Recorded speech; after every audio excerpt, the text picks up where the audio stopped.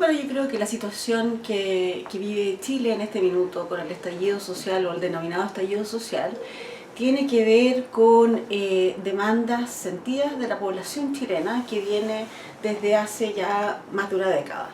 En realidad, las movilizaciones actuales son un punto de inflexión en los movimientos sociales en Chile, que se han venido dando con mayor frecuencia y mayor profundidad desde, yo diría, comienzos del siglo. Ahora, si uno piensa en cómo se han ido acumulando estas demandas, uno puede pensar en cómo se articulan ciertas coaliciones en torno a ejes comunes. Por ejemplo, a comienzos del siglo, en el año 2006, empezó un movimiento cada vez más masivo en torno al derecho a la educación.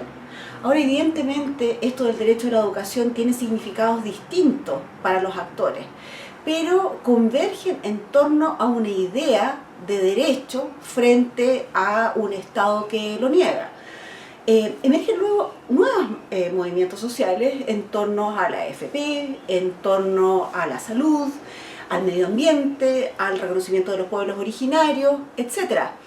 Y creo que esa convergencia entre aliados configura una idea común que es la dignidad, por una parte, y una sensación de abuso de un sistema que no es legítimo y que ya no es legítimo. Creo que lo que llama la atención no es tanto el estallido social de ahora, sino que ¿por qué tardó tanto en ocurrir?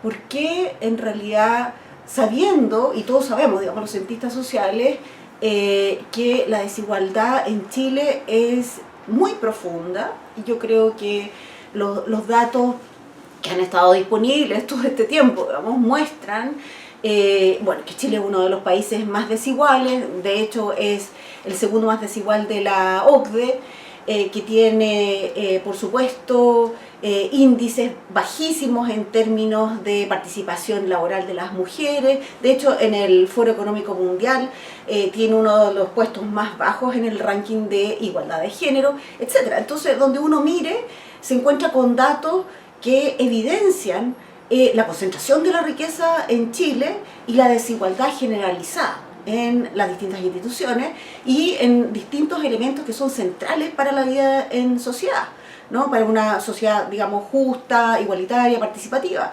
Entonces, eso no se ha dado, y me parece a mí que en este minuto todas estas fuerzas convergen en torno a la idea del no más abuso. Ahora, yo creo que una cuestión importante es pensar en que en todas estas demandas, que son, como digo, de alguna manera ideadas en torno a este concepto de dignidad y abuso, no se considera algo que se hizo evidente en el último movimiento social, que fue el movimiento feminista, y es que en todas estas demandas sentidas de la población chilena hay además una brecha en desventaja para las mujeres. Entonces, si hablamos, por ejemplo, de la desigualdad en las AFP, del abuso de las AFP. Bueno, el abuso de las AFP es muchísimo mayor y más profundo cuando se considera las pensiones de las mujeres.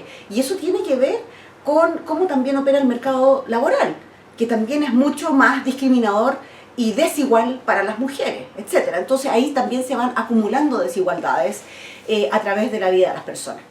Bueno, yo creo que para terminar, quisiera puntualizar algunas dimensiones en las que me parece a mí hay que enfocarse para discutir el restablecimiento de esta comunidad en dignidad y en justicia. Por una parte, yo creo que lo que se ha logrado, comillas, hasta ahora es una discusión en torno a lo normativo y a lo normativo constitucional, que es tremendamente relevante porque evidentemente es el marco regulatorio de la vida, digamos, social, de las relaciones sociales. Pues bien, es un logro, aun cuando tenemos que esperar bastante tiempo para que esto ocurra. Sin embargo, la Constitución es uno de los elementos que hay que discutir en este marco normativo, que es una primera esfera, ¿no? Una esfera normativa. Tenemos la discusión sobre la Constitución, pero también hay distintas leyes que necesitan ser cambiadas con urgencia, que son independientes de la Constitución. Leyes que regulan estos accesos a derechos sociales que son básicos en una sociedad justa. Derecho, por ejemplo, a la educación, como mencionaba, una regulación del mercado del trabajo, una regulación del sistema de salud, etc., en términos normativos.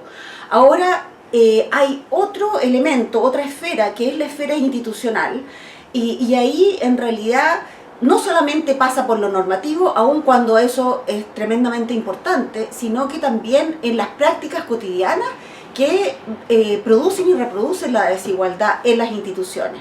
Entonces tenemos, por ejemplo, que las instituciones, como la educación, como el mercado del trabajo, cada una opera con sus propias reglas, ¿no?